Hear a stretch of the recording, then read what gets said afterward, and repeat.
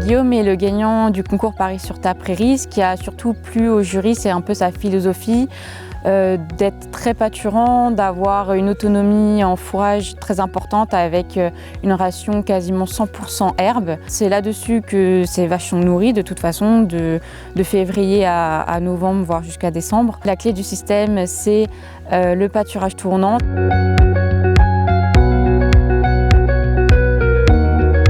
Donc le système d'exploitation est vraiment basé sur la pousse de l'herbe avec le dévélage groupé au printemps, fin d'hiver et à l'automne, ce qui permet de bien suivre la pousse de l'herbe et la consommation journalière des vaches sans trop faucher.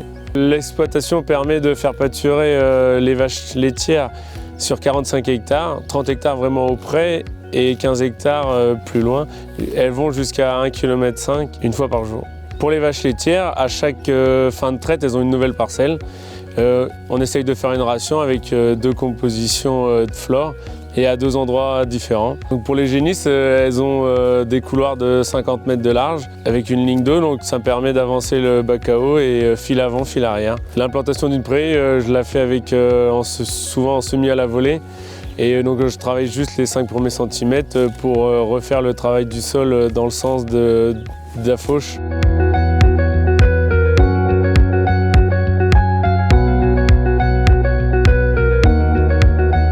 Pour ces prairies, Guillaume a implanté plutôt des variétés tardives à vocation pâturage, donc qui sont résistantes au pâturage et au piétinement des animaux, ce qui lui permet derrière d'avoir des prairies qui durent tard dans l'été et qui reviennent assez facilement à l'automne pour avoir du pâturage toute l'année. Ici, la durée de vie des prairies, elle est plutôt de moins de 5 ans, donc on est sur des prairies temporaires.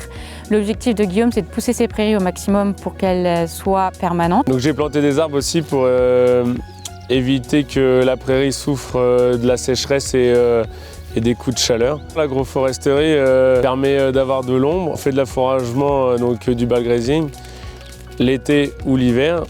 Ça coupe les vents pour la période fin d'automne, début d'hiver.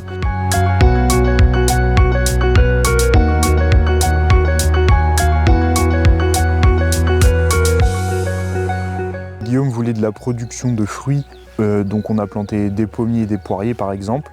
Il voulait aussi des fruits à coque, donc tout ce qui est noyer, noisetier. Et ensuite on a planté des arbres à vocation de bois, donc des essences qui poussent et qui font des arbres de Auger, ce qu'on appelle comme le chêne, le charme, etc. Dans un but plus tard de faire de la plaquette ou du bois bûche. L'intérêt de planter des arbres dans ce système, c'est vraiment d'avoir une diminution des amplitudes thermiques, notamment l'été, pour les animaux. Les intérêts au niveau de la biodiversité sont vraiment aussi démultipliés. On apporte beaucoup d'essences qui sont différentes, donc potentiellement des insectes qui viendront différemment. Et puis on crée aussi des trames qu'on appelle vertes qui permettent de relier les forêts et puis les haies aux alentours, donc ça permet à des animaux comme les chauves-souris de circuler. Financièrement, on est moins dépendant des intrants en quantité, en coût, grâce au pâturage et à la limitation de la mécanisation.